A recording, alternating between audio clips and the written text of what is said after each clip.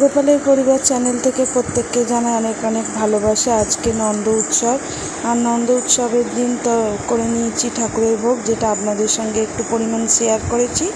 আর প্রথমেই করে নিয়েছি একটা তরকারি, কিছু পটল ছিল সেটা না ফেলেই একটু ঠাকুরের জন্য বানিয়ে নিয়েছি।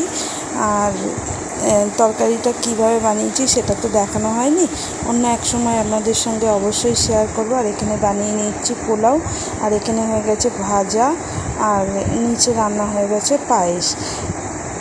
প্রায় কমপ্লিটই হয়ে গেছে, এই দিন বেশি করিনি। আর এই যে ঠাকুরমশাই সকাল সকাল পুজো করতে চলে এসেছে, তাও 12টার পর ছাড়া তো ভোগ নিবেদন হয় না, তাই 12টার পর নিয়ে এসেছেন। এসে আমি এই যে ভোগ যে রান্না করেছি সেটাই ভগবানকে নিবেদন করে দিচ্ছেন উনি।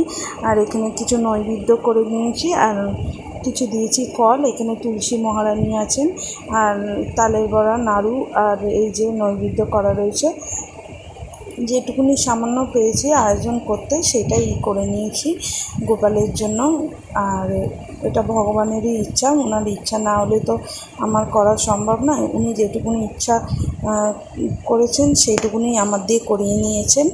আর আপনাদের বাড়ির পুজো কেমন কেটেছে অবশ্যই জানাবেন বন্ধুরা। আর আমার ভিডিও আপনাদের কীরকম লাগছে অবশ্যই কমেন্ট করে জানাবেন। আমার ভিডিওটা যদি আপনাদের ভালো লাগে, লাইক, শেয়ার, কমেন্ট ও সাবস্ক্রাইব অবশ্যই করবেন, আর আমার পাশে অবশ্যই থাকবেন।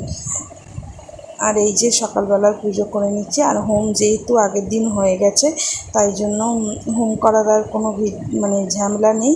আর এখানে হচ্ছে গিয়ে যেহেতু ভোগ করা হচ্ছে, ঠাকুরকে নিবেদন করা হচ্ছে, ওই জন্য এখানে একটা পর্দা দিয়ে দিতে হয়েছে, কারণ ভোগ নিবেদন কাউকে দেখতে নেই।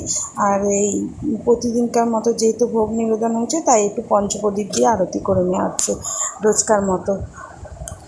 আর এই যে কর্পূর দিয়েও একটু আরতি করে নেওয়া হয়েছে। আর আজকে সুতো কেটে দেওয়া হবে।